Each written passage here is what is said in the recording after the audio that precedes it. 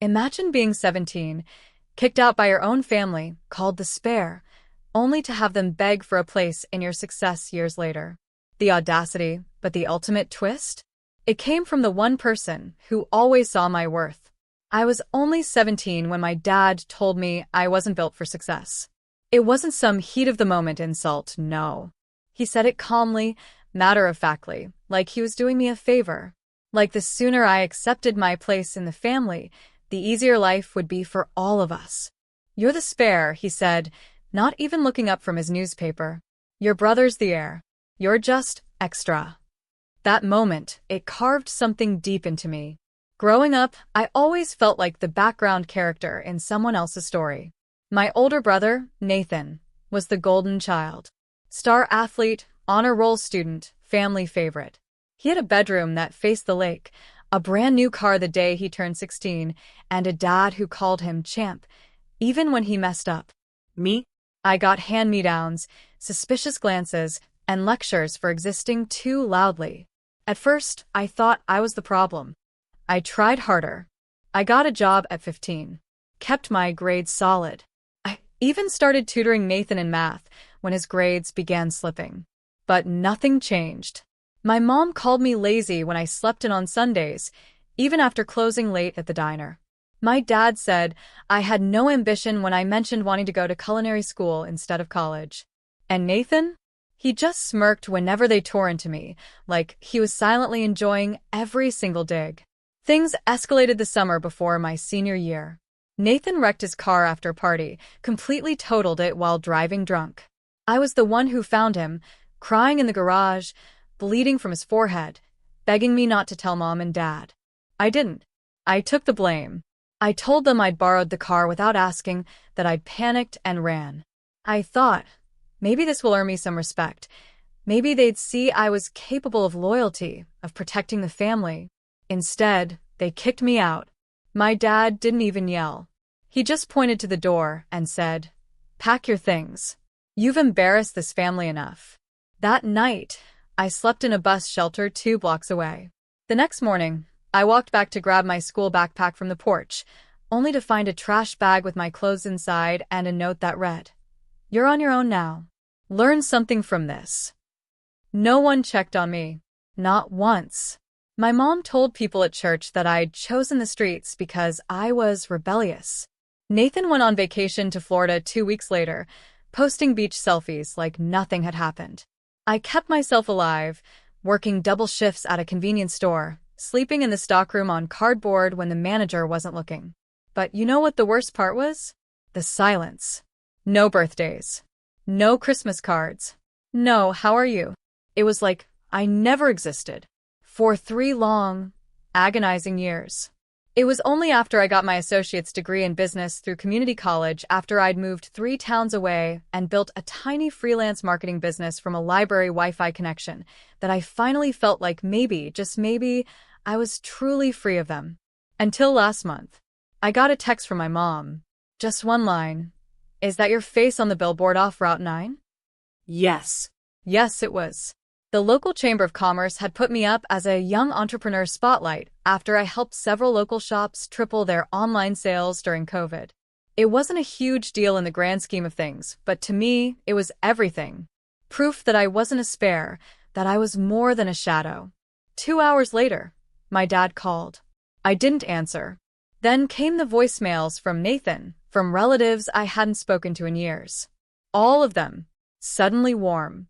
Suddenly supportive. Suddenly curious about how I was doing. I didn't reply. Not yet. Because I knew. I just knew. They hadn't changed. They were only reaching out because they saw I had something they wanted. And sure enough, the next day, my mom called again. This time, she left a message. "We're going through a rough patch. Nathan and his wife might lose their place. We were wondering if you still had that spare room you used to mention." I laughed out loud. Because that spare room? It didn't exist. I bought the whole house. And I bought it in cash. I didn't respond to my mom's voicemail. Not that day. Not the next. Not even when my Aunt Janice messaged me on Facebook saying, "It would really mean a lot to the family if you stepped up right now." stepped up. I nearly choked on my coffee. Where were they when I was sleeping under a bus shelter, Aunt Jan? It's funny how people love to use the word family like it's a get-out-of-jail-free card. Like blood somehow erases everything they did, or didn't do. I didn't block them. I didn't rage post. I just stayed silent. But silence, apparently, wasn't enough. The following week, I came home from a client meeting and saw a familiar car parked across the street from my house. A silver Honda Civic. The same one my parents used to drive. I stared at it for a good 5 minutes before I even turned into the driveway. There was no mistaking it. And sure enough, sitting on the porch with a Tupperware container of what I assumed was guilt-laced banana bread, was my mother. She stood up when I got out of the car. "Oh my God, you look so good," she said, arms already reaching. I didn't hug her. I just looked at her like a stranger, because that's what she was. "Mom," I said quietly, "why are you here?" She had the nerve to smile, like this was just some casual drop-in. "I wanted to see you. It's been so long. I thought maybe we could talk, catch up." I leaned against the door frame and didn't move. "Is Nathan okay?" I asked. Her face flickered. And there it was. The reason. The real reason. Not love. No regret. Not even a half-hearted apology. "He and Alyssa lost their apartment," she said. "They fell behind on rent. The baby's on the way, and they just need a place for a little while, just until they get back on their feet. Your father thought maybe we could all stay here, just for a few months." I almost laughed. "You kicked me out with a trash bag and a note," I said, slowly, each word deliberate. "I begged you to listen to me, and you told me to learn something from it. And now you want me to give up my peace, my home, for the son you threw me away for?" She blinked like I'd slapped her. "It was complicated back then. We were just doing what we thought was right." "No," I cut in. "You were doing what was easiest. You believed whatever Nathan said because it made your life simpler. It didn't matter if it ruined mine." There was silence. For the first time, I saw something close to shame in her eyes. Then, defensiveness. "Well, we didn't know how things would turn out. You've clearly done well for yourself, so maybe it wasn't such a bad thing after all." That's right there. They abandoned me, and now they wanted credit for it. "You're not coming inside," I said firmly. "And you can tell Dad and Nathan and everyone else that this house doesn't have a spare room." She opened her mouth, probably to beg or guilt-trip me, but I was already turning the doorknob. That's when she said it. "You're being selfish." I paused. I turned back around, looked her in the eye, and smiled. "No, Mom. I'm just done being useful to people who only remember I exist when they need something." Then I closed the door. She didn't knock again. That night, I lay awake thinking about everything. The weight of what happened. The fact that they were bold enough to show up here, to ask for help, to act like we were still family after what they did. For a moment, I felt guilt creeping in. That old, familiar ache of, what if I'm the bad one now? But I remembered the look on my mom's face that day at the principal's office, when Nathan lied about me hitting him. I remembered how she cried for him, how she never once looked at me with belief or love, or even curiosity. Just disappointment. I remembered being dragged from my school, shoved out of my own home. I remembered the silence. I owed them nothing. Still, I wasn't done yet. Because part of me wanted not revenge, exactly, but accountability. So, I drafted a message. Not to them, but to my extended family, the cousins, aunts, uncles, people who had heard their version of events for years. People who thought I was troubled, rebellious, angry. I told them everything. I told them about the car crash, the fake confession, the trash bag on the porch, the years of silence, the Tupperware visit. I even attached a screenshot of the text Nathan had sent me years ago, the one where he bragged about how easy it was to get rid of me. I hit send, and for once, I didn't feel afraid. The message took about an hour to ripple through the family group chat. I had muted it years ago, but suddenly my phone wouldn't stop buzzing. "Aunt Marie, is this real? I never knew this happened to you. Uncle Leo, your parents said you ran away, that you were doing drugs. Cousin Denise, I always wondered why you disappeared. I'm so sorry. That text from Nathan is disgusting. Message after message poured in. Sympathy. Shock. Guilt. A few were awkward and unsure, the kind of apologetic attempts that felt more about their discomfort than my pain. But I didn't mind. I hadn't written it for pity. I'd written it for the truth. Then came the last name I expected to show up in my inbox. Alyssa, Nathan's wife. I'm so sorry. I had no idea. He told me you were unstable and violent, that your grandmother took you in after you assaulted your mom. I feel sick. I stared at her message for a while, unsure of how to respond. She messaged again. I left him last night. My breath caught. Apparently, she had read the email out loud to Nathan. He laughed at first, then got defensive, then angry. Then he grabbed her phone, tried to delete it, and shouted at her for being naive. Alyssa, 7 months pregnant and finally done being gaslit, packed a bag and left for her sister's. She said my message snapped something in her. She saw the pattern now and knew their baby deserved better. I didn't gloat. I just told her, you did the right thing. That should have been the end of it. But Nathan never did like being exposed. 3 days later, I was leaving my favorite coffee shop, just walking toward my car, when I heard someone call my name. I turned and saw him standing there. Nathan. He looked like a shadow of who he used to be, unshaven, eyes sunken, wearing the same varsity jacket he'd had since high school, like he was still clinging to the last time anyone thought he was important. You think you're better than me now? He sneered. I didn't answer. He walked closer. Too close. You always played the victim. Even now. What? You want everyone to feel bad for you? You think anyone gives a damn about your sob story? I could smell the cheap fear on his breath. You lied, I said, calm, quiet. Yeah? So what? You survived, didn't you? You've got your big house and your little billboard, so quit crying. There was so much I wanted to say. I wanted to scream. I wanted to list every night I cried myself to sleep. Every birthday I spent alone. Every time I doubted my worth because of him. But I didn't.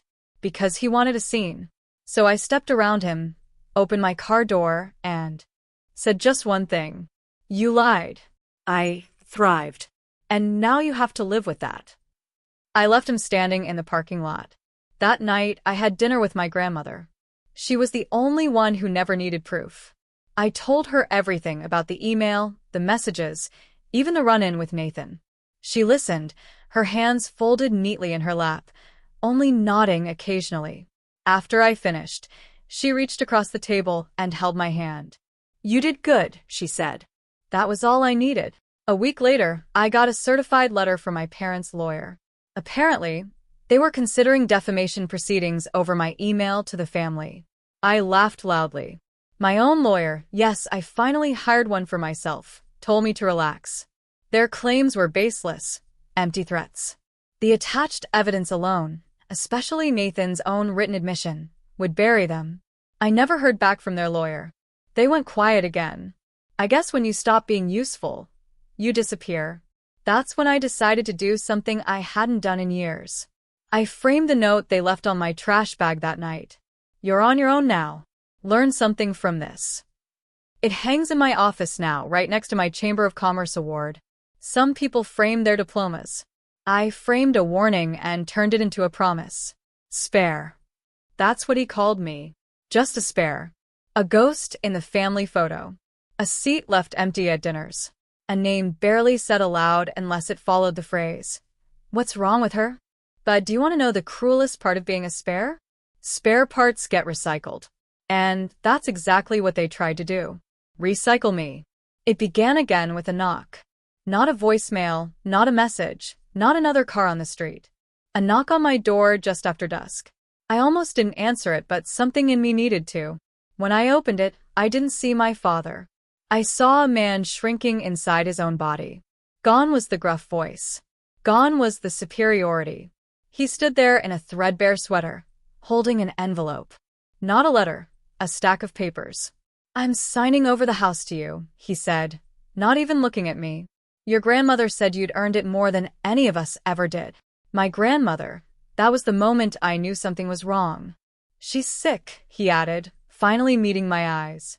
No preamble, no manipulation, just a fact. Cancer. Stage 4. We sat in silence on my porch. The same porch where my mother once begged for a spare room. She didn't want to tell you, he muttered. Said it would distract you from your work. Said she was proud. Proud. That word hit harder than anything else he could have said. I stared out at the garden she helped me build last spring. Lavender, rosemary, and marigolds. She called it her living prayer. I could still see the faded gloves hanging over the fence where she forgot them last week. I swallowed my anger because this wasn't about them anymore. This was about her. She passed 3 weeks later at home. My home. The one they once said I didn't deserve. I held her hand as her breaths grew shallower. She wasn't afraid. She just said, "Promise me you'll plant something new every spring. That's how you start over." And then she left me, but not before giving me the final gift. A truth I never expected. I found it in a small wooden box under her bed, sealed with a letter. Her handwriting, slanted, neat, unmistakable. To the granddaughter they never saw. Inside was a stack of old journal entries, yellowing paper, notes dated from when I was 9, 11, 14, ages I had long tried to forget. She had written everything. My birthdays were ignored. The bruises. The lies. The way Nathan staged every accusation. The way my mother called me a mistake when she thought no one was listening. Proof. She had documented it all. And at the bottom of the box, a deed transfer for her house, already notarized, already signed. She had made me the sole heir. I didn't cry, not because I wasn't devastated, but because her final act wasn't about sadness. It was justice. She had rewritten our legacy. The funeral was small. I kept it that way on purpose. No open invitation, no family circus, just a list of names I knew would stand still during silence and not try to rewrite history. But of course, they came anyway. Nathan, my mother, dressed in black like it could mask anything, standing by the edge of the crowd, waiting for a moment to insert themselves. After the final prayer, my mother approached. She didn't cry. She just looked around at the garden, the house, the community of friends and colleagues gathered around me, people who chose me. Then she asked, "Is it true? Did she leave it all to you?" I looked her in the eye and said the one thing she always denied me. Yes. That night, they left a letter on my doorstep. Typed. Formal. Sterile. A request for temporary accommodation for healing and transition. It said they wanted to live in the house. Her house. The same house they'd abandoned her in when she took me in. I sat there for a long time, and then I wrote them back. "Dear Mr. and Mrs. Turner, thank you for your interest in staying at the residence located at 49 Maplewood Lane. At this time, all rooms are currently occupied by peace, silence, dignity, and the long overdue scent of lavender. As such, we are unable to accommodate guests who abandoned these values in the past. May you find shelter in the structures you built with your choices. Kindly despair no more." It went viral because I posted it. And for once, I told my own story. No edits. No shame. No revenge. Just the unfiltered truth. People shared it, stitched it, messaged me. Not for drama, but for relief. Because I wasn't alone. There are so many of us. So many spares who were actually the whole damn engine. Today, I walked through my grandmother's garden and planted something new, just as I promised, a single white rose bush named Rebirth. And this time, the story doesn't end with exile or anger. It ends with roots. Because I am not a spare. I am the seed that survived. Have you ever been called the spare or felt dismissed by your own family, only to rise above it all? How did you find your voice and claim your own truth? Share your story in the comments below. I truly believe there's power in our shared experiences.